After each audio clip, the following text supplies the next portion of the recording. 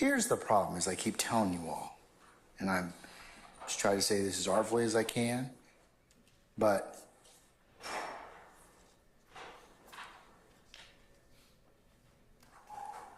the challenge that we've been having thus far is that while you all are advocates and think that your position is one that you may be able to introduce evidence, if there is a disagreement, I have to take it up.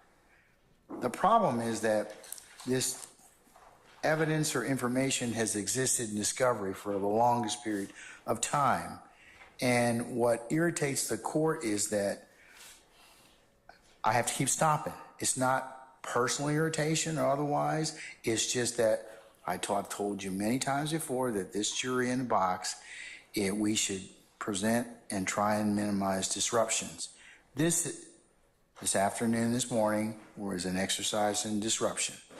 So if you don't want me to exclude your evidence, then the 4-1 judge is a happy judge, means that you file something or you bring it to my attention way before the witness sits on the stand, and I have to kind of go through edits and edits. So to that point, I mean, I can't make it any clearer.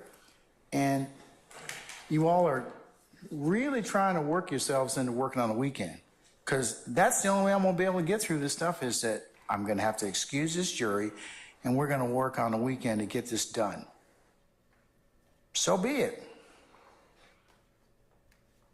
If that's what it takes, that's what it takes, but I can't keep stopping in front of this jury and taking up things that you all should have forecasted as a problem. What do I mean by that? I don't get representatives from the state of Georgia. Judge, we're going to go ahead and introduce his PowerPoint or whatever. We have some concerns. We brought them to the defense's issue, and here's the things that we were not able to work out. Because remember, you all are seasoned advocates. This is not your first trial. It's not like you don't know what you think is going to be admissible or not. And if you're uncertain about it, that's why you file a motion in limine. The defense has done so on many occasions, but you all drive the train in this, because if you don't present it, then a lot of times they won't know that there's a problem. Or, as I mentioned earlier, the exhibit changes or you add additional things and they don't have the opportunity to take it up. That's why I'm telling you that it's a problematic issue. So that's what I mean by being forewarned. If you don't talk to your opposing side about this, that's where you're going to run into problems. Because I'm just going to start saying, well, if you haven't talked about it, it hasn't been presented to me, and the jury's sitting in the box, I'm going to exclude it. At this point in time, I am very frustrated, to say the least.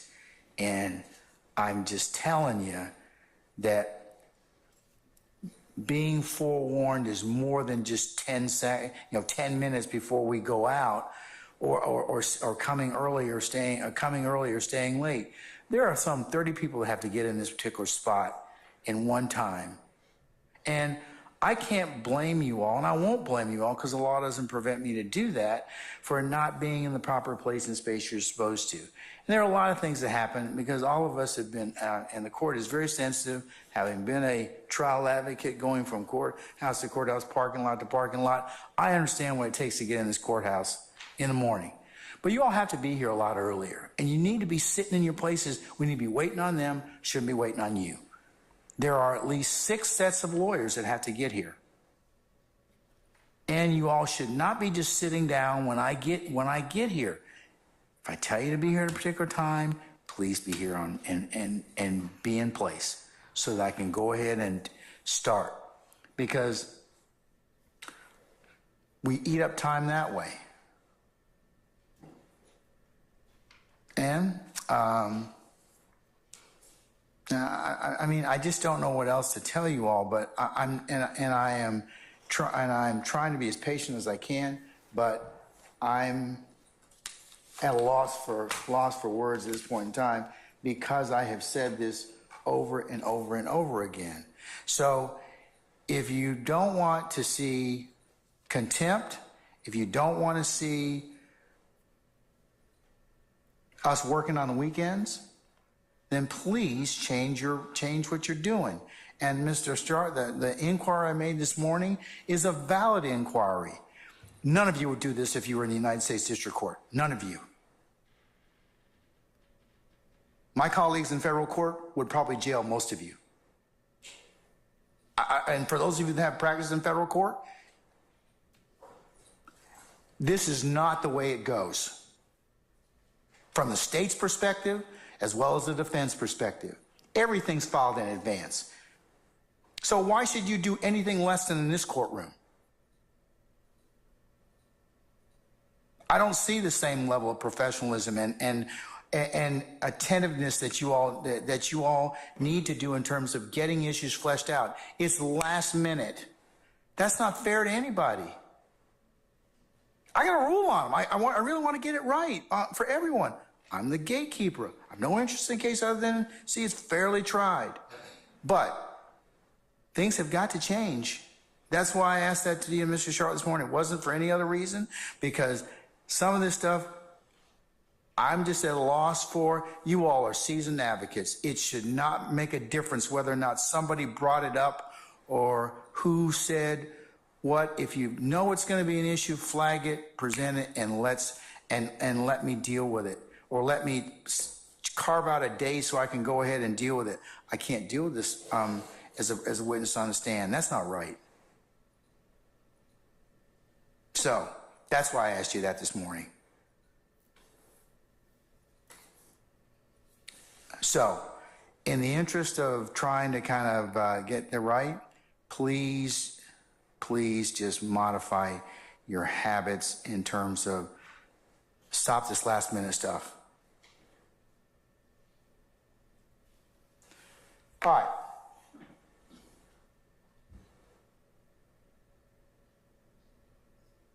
Looking at motion in limine number 50, the redaction.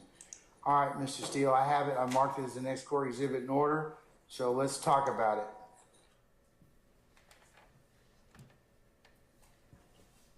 So in paragraph number 1, you were said this is the statements that were made on August 18th by Mr. Murphy? Correct. And you're saying it doesn't comply with my prior court order that all statements made by non-witnesses be redacted. So those were supposed to be redacted. All right, there's discussion you indicate regarding unrelated crimes that are not redacted. That's true too. So, and then the state redacted the exculpatory Brady evidence that Mr. Copeland, not a co-indictee, killed Mr. Thomas, and this is not speculation if it's co-conspirator hearsay. So let's just break that down. What about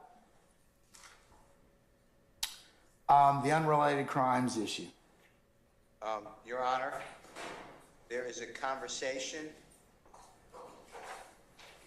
about other armed robberies. I'm looking for the exact time that I can point you to.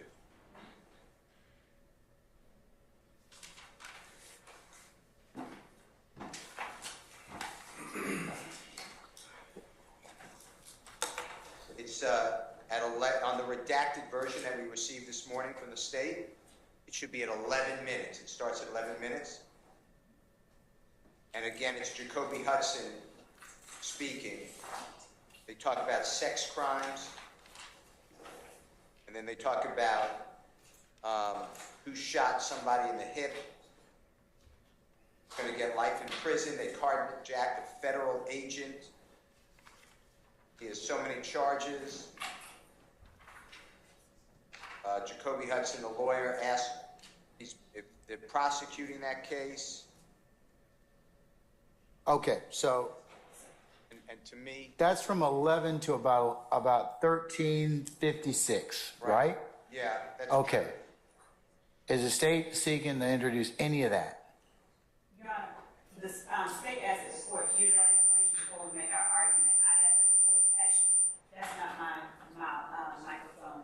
We asked that the court be allowed to play the segment that we have just been. What's the basis for its admission? Why do I need to hear it? I can read it and say, I can read it and tell you it probably doesn't have anything to do with what we're covering. Well, Your Honor, the court and counsel are aware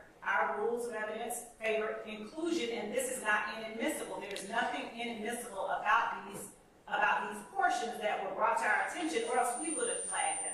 We've actually agreed to take out things that were not permissible. It's not relevant. At the beginning. It's not relevant. How is somebody about this conversation relevant for anything? Your Honor, What does a carjacking with a federal agent have anything to do with anything? Your Honor, as the court recalls, when we last time excluded a chunk of information and attempted to play portions that became relevant when a witness got on the stand, we were denied the opportunity to do so. That is why we are asking that the court not whole hog grant chunks of information be excluded without hearing the chunks of information and allowing the state the opportunity to point out the portions where we disagree. We're not going through what we went through this morning, Ms. Love. I'm sorry. I am sorry. We're not doing that. I excluded that because look, I had made my ruling on that particular issue. So I'm not going back and talking about that.